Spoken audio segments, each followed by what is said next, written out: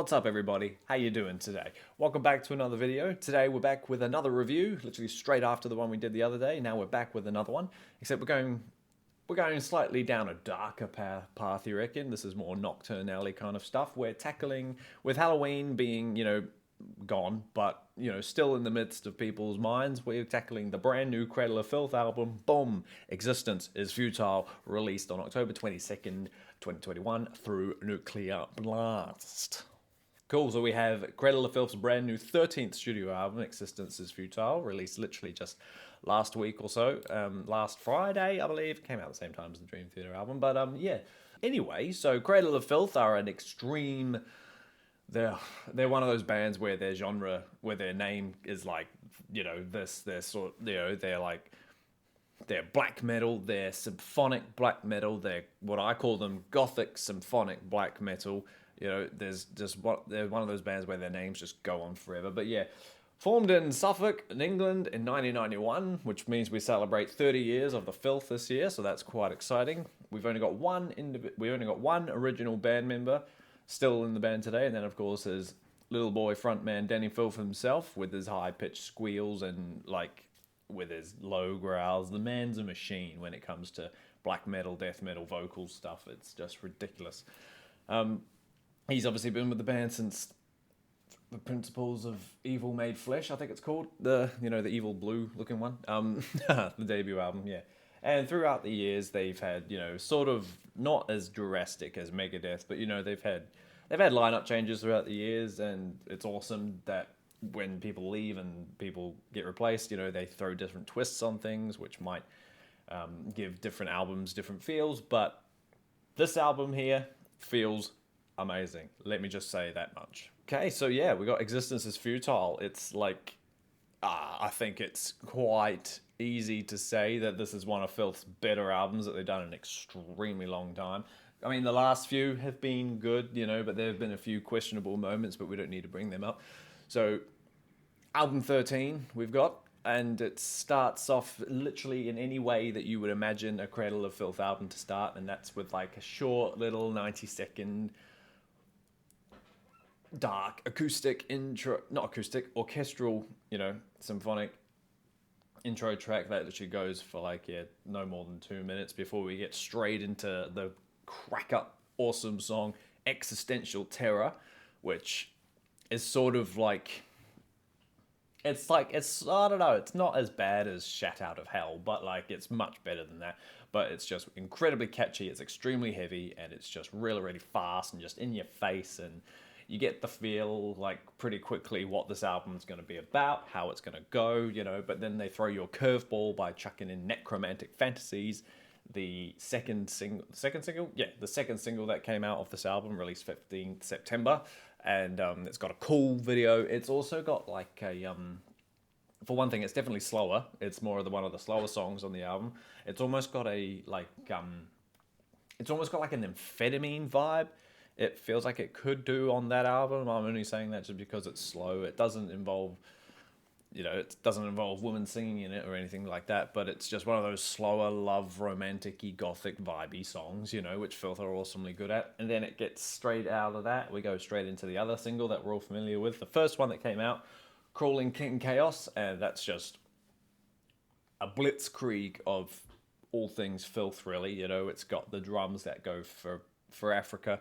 It's got the guitar tone it's got the guitars that just shred. It's got Danny's high-pitched, shrieks, banshee shrieks, and as well as his low guttural stuff. So it's really, really awesome as well. And then it breaks you down into sort of the first intermission, you could say. If you imagine this is a film, this is sort of the first commercial ad break, where Here Comes a Candle, also known as the Infernal Lullaby, where it's just sort of this beautiful, again, 90-second piece of music played by the piano. I'm pretty sure it's played by the newest member, Annabelle, who is the... what's the word? Who is the stereotype of Filth, She's this iconic horror-like character with bright red hair and has a beautiful high-pitched singing voice and can play the keyboard. It's just really, really cool. She really fits in the band and really has taken the backing vocals and the surrounding choirs and And the piano itself, it's all stepped up really.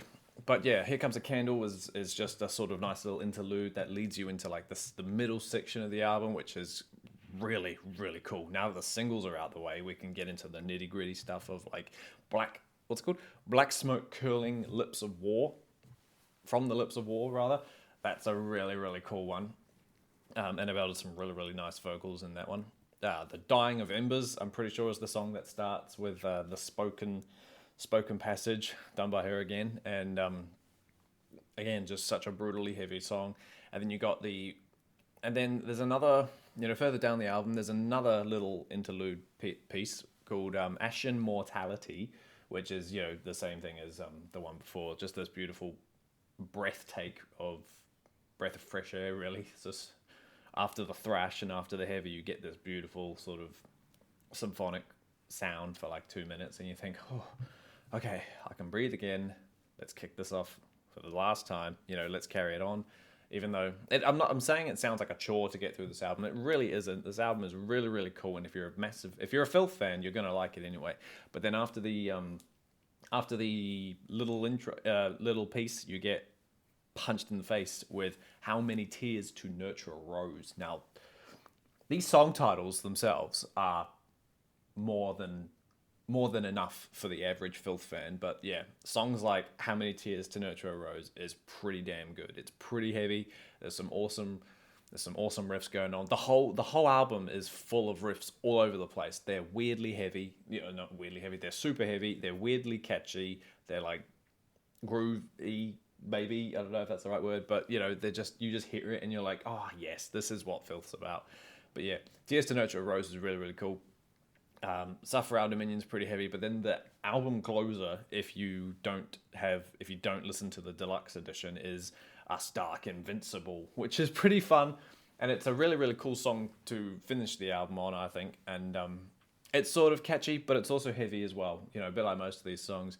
It's just there's some shrieks in it as well, and it's just a really, really cool song. This album is really good. It's full of such awesome stuff, and it's Filth at its prime. The whole band's on its prime at the moment, and they're all just doing amazingly well together, and it's just cool. I talked about the riffs before. There's a little bit of lead stuff going on. The album's not flooded with lead work and solos, but when they do turn up, like there's some on the singles, but when they do turn up, it's just, they really shine. They really excel themselves when they're at the center of the stage, and it's just like, yeah, it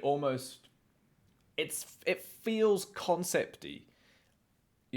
Maybe that's just the way Filth go, but it definitely feels like each track flows into the next, and they're all connected in some way, and it's just done really, really good, and it's just absolutely fantastic. There are 2 bonus songs at the end of the album if you do have the deluxe one, Sisters of the Mist and Unleash the Hellion. They're both cool. Sisters of the Mist is really fun, and Unleash the Hellion is a 6-minute song, which is kind of really, it's cool. I like it. It's a cool little added bonus to be like, oh yeah, nice one. But yeah,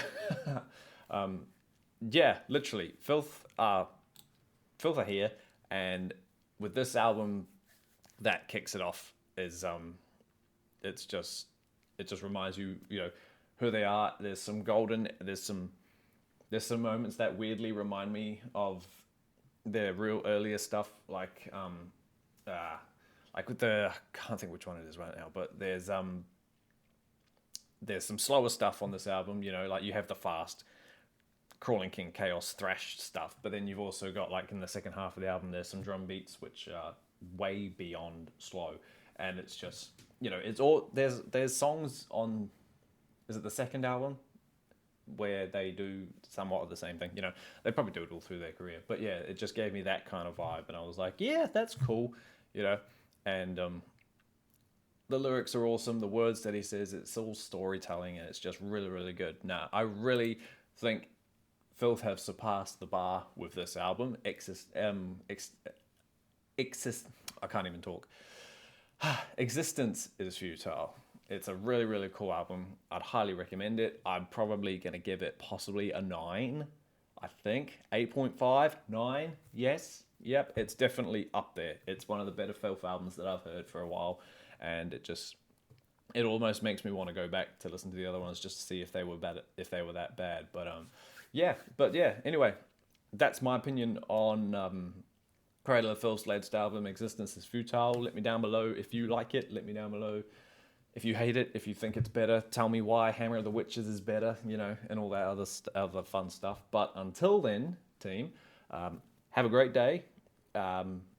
Listen to this album right now. I'm probably going to do it as I go about my day. And have a great day. Stay inside, and I will see you all again soon.